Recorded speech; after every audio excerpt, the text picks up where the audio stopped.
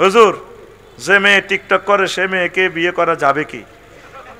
আপনার ভিউয়ার্স, হ্যাঁ বিয়ে করবেন, শর্ত করবেন তুমি টিকটক ছেড়ে দিবা।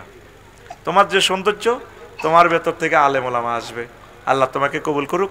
তারে বিয়ে না করলে তো মোটে জেনার দিকে চলে যাবে।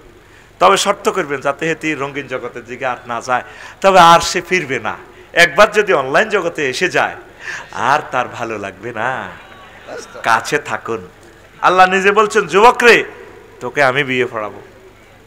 নবীজি বলছেন 12,500 হুরের সাথে তোমার বিয়ে পড়াবে। কত হাজার?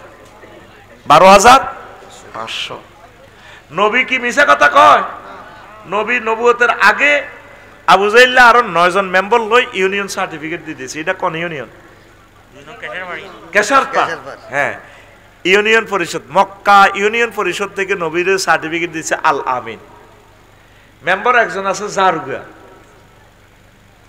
অলিদেবনে মুগিরা, এতে জারুগা। কোরআন শরীফে আল্লাহ তার নাম দিয়েছে হারামজাদা। ওতুল্লিন বায়দা জালিকা জানিম, ও নবী এতে হারামজাদা।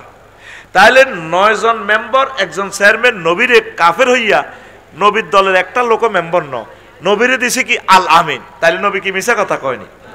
নবী কয় জান্নাতি একজন মহিলা যদি থুতু নিক্ষেপ করে, তাম পৃথিবীর মানুষ থুতুর সুঘ্রাণে পাগল পারা হয়ে তারা মারা যাবে। সুবহানাল্লাহ। ও যুবক, আসো সে জান্নাতের দিকে।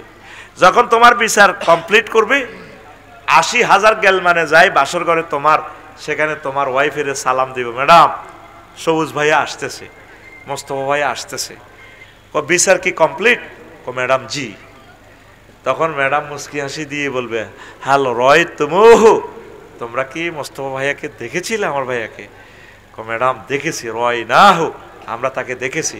তখন মহিলা ফাস্তা খিপ্পা থা, এভাবে গোমটাটা টেনে দিয়ে লুকোচুরি দিয়ে নিজেকে আরো আড়াল করে ফেলবে মুস্কি হাসি দিয়ে। এগুলা কি আমার কথা না লাকসামের কথা? নবীজির কথা। কার কথা?